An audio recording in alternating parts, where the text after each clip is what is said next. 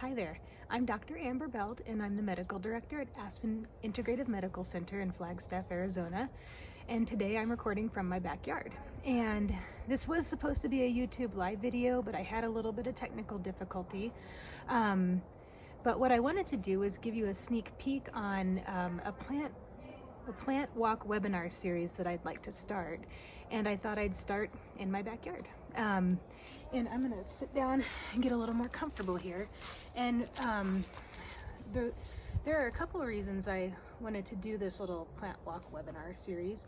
I wanted to learn more about plants, and especially the native plants here in Flagstaff and in northern Arizona.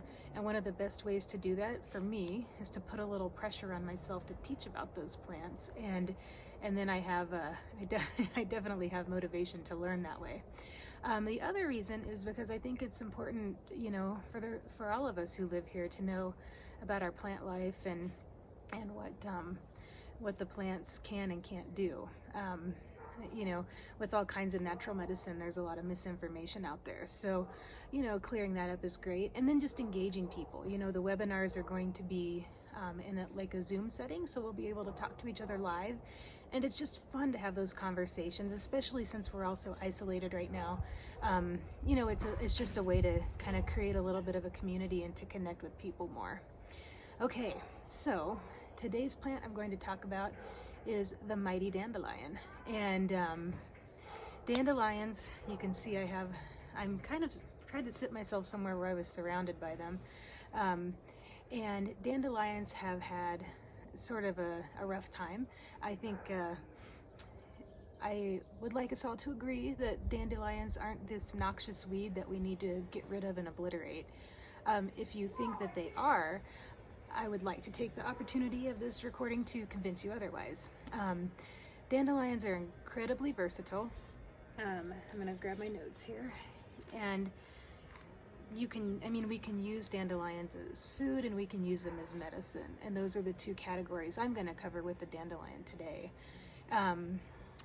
And honestly, like, if you're killing dandelions to try to create a lawn, I just want to propose the idea that lawns are fairly useless. Like, especially here in northern Arizona where it's so dry, I don't see any need to use and waste a bunch of water on creating a lush green lawn. I mean, you know, I think a lot of people are converting their backyards right now to growing food, and I think that's awesome. And I think, you know, your front lawn could certainly serve the same purpose.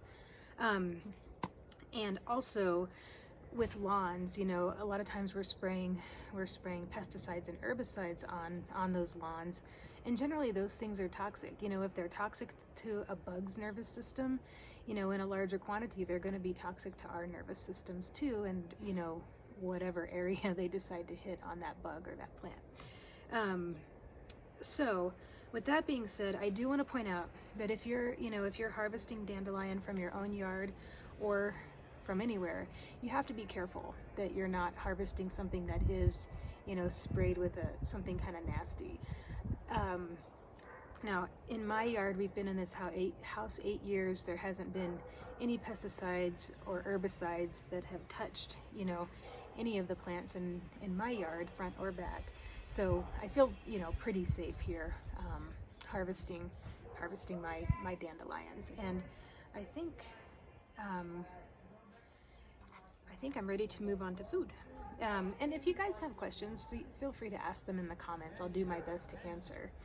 And also look at the description of this video. I'm going to put a bunch of information in there, including the link to register for the Plant Walk webinar series. And I don't know if I mentioned this before, but it's free. I don't want to charge people or make any money off of this. Okay, so dandelion as food. I want to start with talking about dandelion leaves, and you know, I'm gonna grab a leaf here. The leaves are the part of the plant that I'm most familiar with as food. You know, you see dandelion greens in the store, and this is probably the most commonly known way to ingest a dandelion as food. I don't know if you've ever eaten a dandelion leaf, but They're pretty bitter. This one's not too bitter because it's pretty young. That's actually really good. But you know, I think if you don't like bitter, you might want to take a little time to make friends with bitter as a taste. You know, our palates here in the U.S. are very conditioned to sweet, and we all know that eating too much sweet and too much sugar isn't good. And so, you know, having a taste for bitter, you know, makes your palate more balanced. And we'll talk about this in a little bit, but bitter actually has some medicinal qualities too, which is great. I will eat dandelion greens fresh or cooked. Today, I'm going to harvest some fresh leaves because I went to Flagstaff CSA yesterday and I got a bag of arugula. I got some beets, and I'm going to use the beet greens, you know, the tops of the beets, and chop those up. So I'm going to mix arugula, beet greens, and I got the most beautiful head of butter lettuce, so I'm going to put that in the mix too. And I'm going to throw some dandelion greens in there. And I'm going to make I'm going to make a greens mix of my own that's totally local, instead of buying, you know, the greens in the clamshell, which is sort of my habit. I also have enjoyed eating dandelion greens cooked. Usually I'll saute them and put a little bit of soy sauce or something like that on them, and I bet they'd be good with lemon juice. I've never tried them that way, but I think that would be delicious. Okay, now the next thing I want to bring up is a kind of a fun thing. I was digging around on the internet, just kind of preparing for talking to you guys today, and I found a recipe for dandelion capers. And then I dug around a little bit more, and I found recipes for like pickled dandelion buds or something along those lines. But I think what it looks like is you take the teeny tiny little buds off of the dandelion, you know, about the size of a caper, and you pickle them, you know, with some salt, and I think the recipe called for sugar. That recipe that I found is one of the things I'll put in the description of the video, because I thought that looked like a lot of fun. And I want to try this right now with one of these buds. I'll just pick this guy here. And I don't know if you can see how the green part right there has already peeled away, but they said you actually want to harvest before that. And I haven't done this before, so if it's a failure, it's a failure. But they said you can pick that off. Well, and it's a failure, so we'll just go with that. They said there's a secondary bud in here. So, and it's not, there's just the yellow of the flower in there. And on the stem, I already kind of picked that away. So, I'll play around with that a little bit, and if I'm successful, I'll post about it on social media, because it seems like something fun to try. So, anyways, I'll put the caper recipe in the description section. And then the flowers, so you can basically use this whole plant for medicine. So the flowers here, you know, I found all kinds of things that you can do with them, and some of them I knew about, and some of them I just hadn't thought of.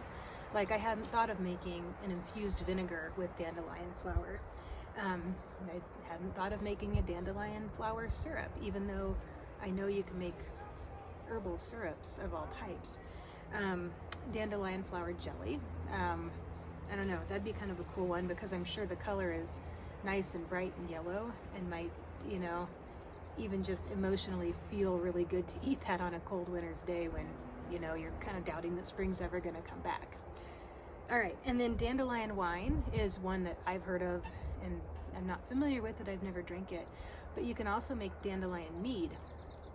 And I will tell you, I have become a really big fan of mead. Mead is a fermented honey drink, and I think doing a dandelion mead would be great. And if Drinking Horn Meadery wants to, you know, who's here in Flagstaff, wants to make a dandelion mead, I would certainly be one of the customers who would want to try it. Okay, let me grab a drink.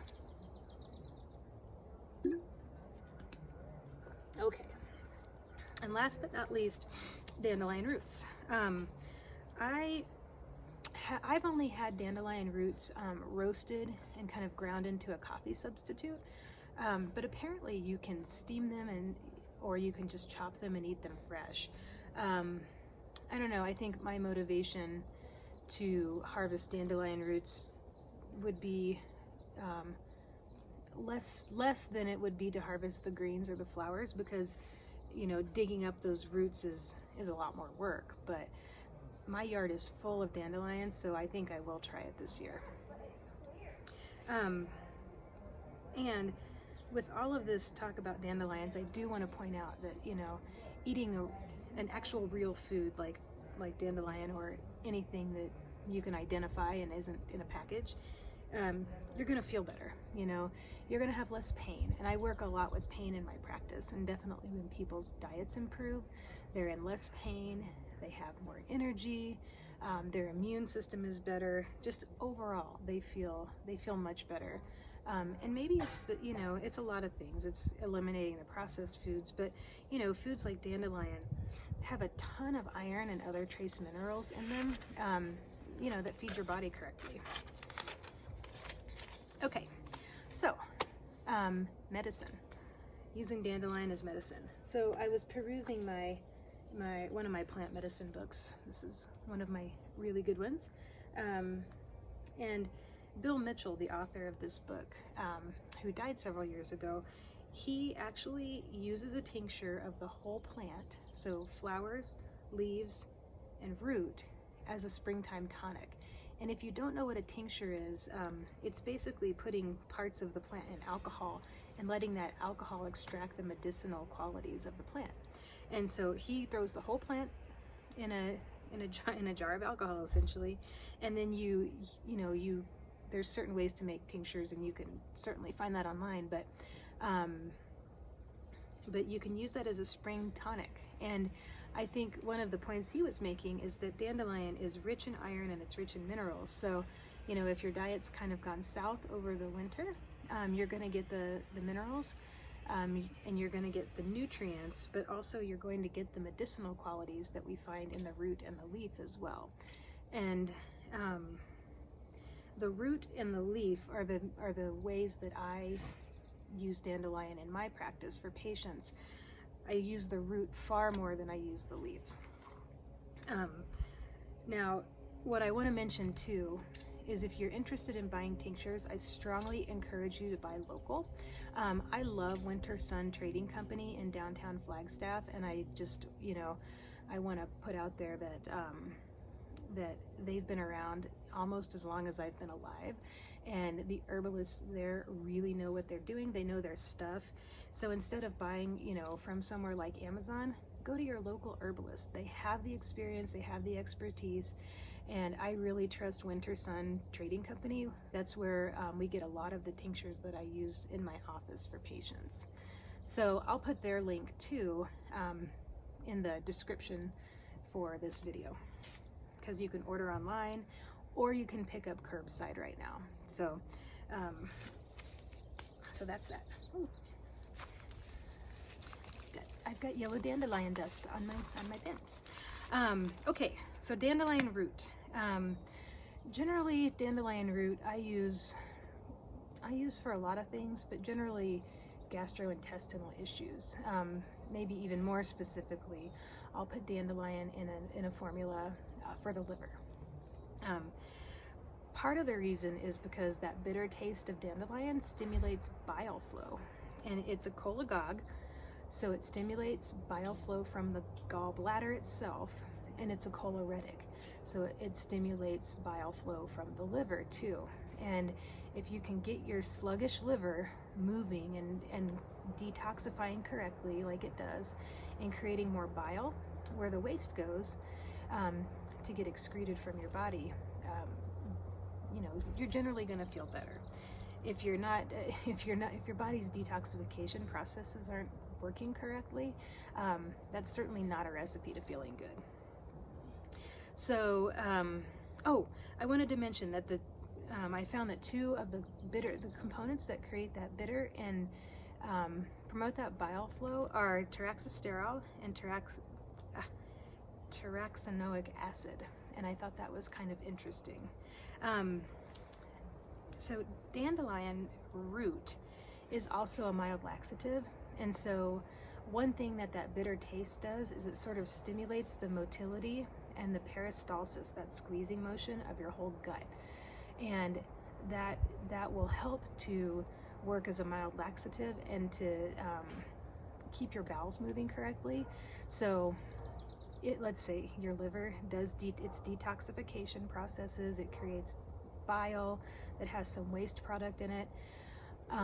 That bile gets excreted into your intestinal tract, and if you don't remove that bile from your system through having a bowel movement, your stool just kind of sits in your gut, and some of those toxins can actually get reabsorbed in your system. So with constipation, you can be retoxifying yourself. Having normal bowel movements helps to detoxify yourself. And we all know how crummy it feels. Well, maybe not all of us, but a lot of us know how crummy it feels to be constipated. And, that's really a signal that something's not right. Okay, so other points about dandelion root. I almost always use this as a tincture. It might be in some teas that I use, but that alcohol extraction is my preferred way of delivering dandelion. And I rarely use dandelion as a standalone. That means that I almost never use it by itself. I'll put it in a tincture with, maybe some milk thistle, which is a commonly known liver herb, or celandine, or did I write them down? No. Anyways, other things that maybe promote bile flow, which is kind of what we're getting at here. And there are so many ways to use dandelion as a tincture. The nice thing about herbs, and I think dandelion especially, is that they really play well with others. And so there's a synergistic effect that happens when you combine herbs that usually makes them more potent and more useful to your body. Oh, the other thing I wanted to point out about dandelion root is it is really good for skin conditions. A lot of times when your body is kind of stagnant in its detoxification processes, those kinds of things are going to reflect on the skin. So things like acne or eczema can definitely be partially alleviated by the addition of dandelion as part of a big treatment plan.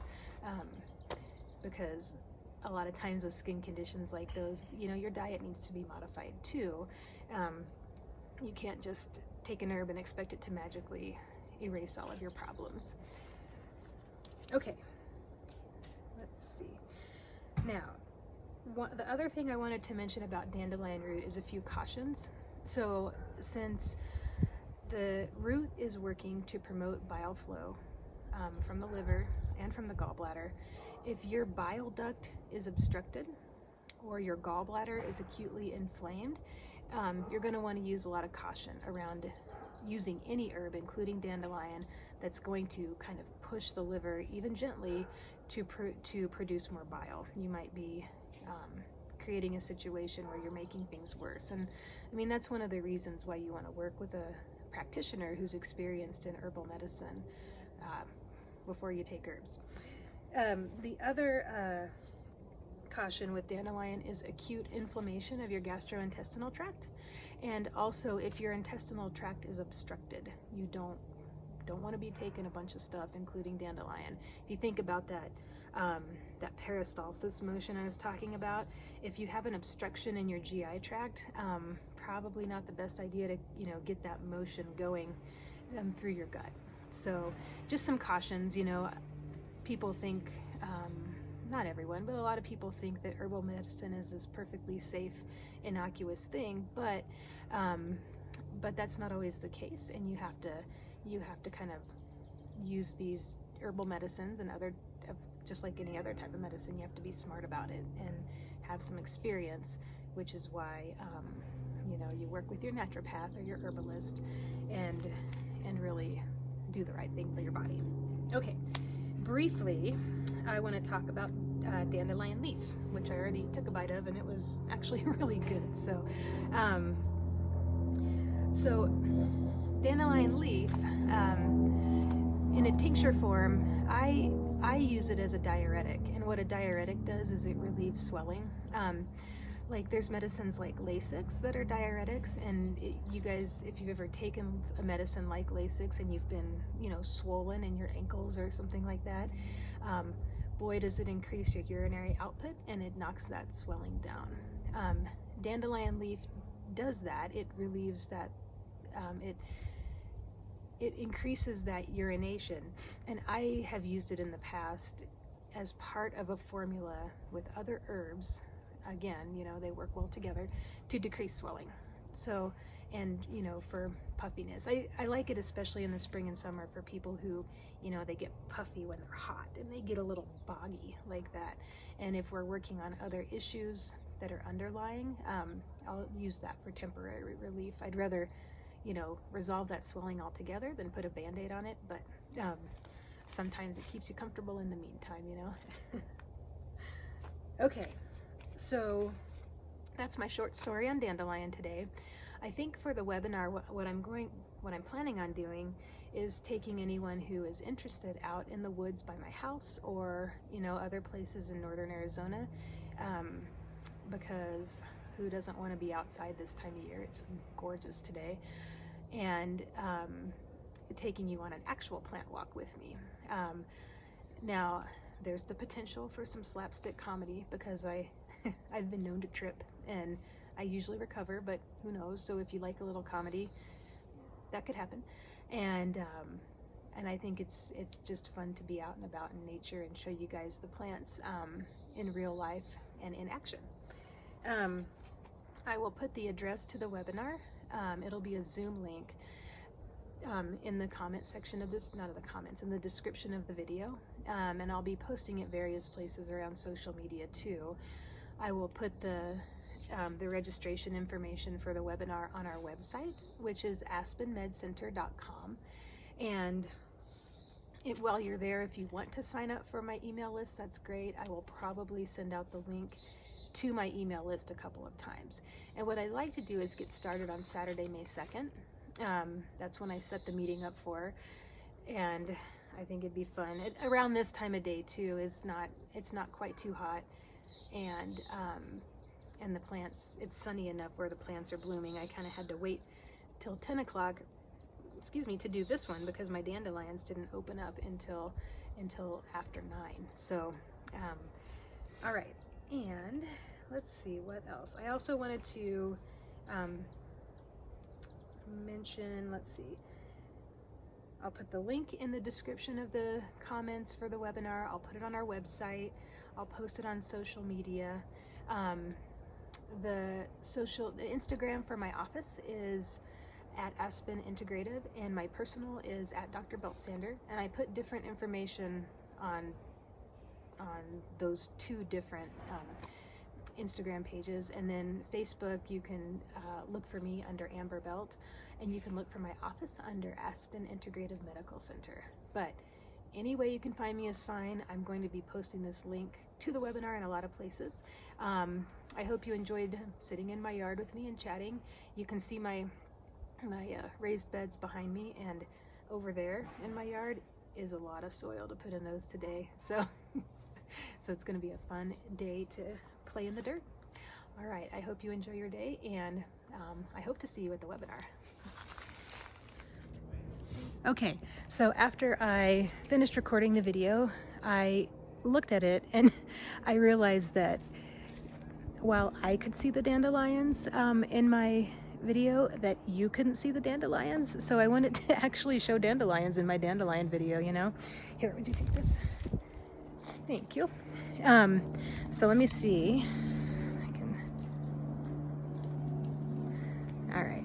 So let me flip this around. Okay. So this is where I was sitting here, and this is where my best bloomy dandelions are right now. They are gorgeous, bright, cheerful little plants, and I love them. And you can see I've got patches all over here. And I think these guys bloom first because they get the most sun, and they're right underneath our hose, which tends to drip when we turn it on. So they get some of the best moisture in the whole yard. Now hang on, let me walk you around my yard because you can kind of see my yard is a dandelion wonderland. And And I have a lot of different opportunities here to harvest these guys. And if you guys are interested, we just got 2 puppies. We got this little guy here who's all crashed out. And then we got the other one who was kind enough, they were kind enough to sleep through my whole video. But now they're awake.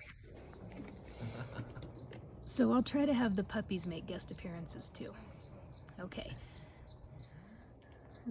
So again, thank you for watching the video, and I hope to see you on the webinar.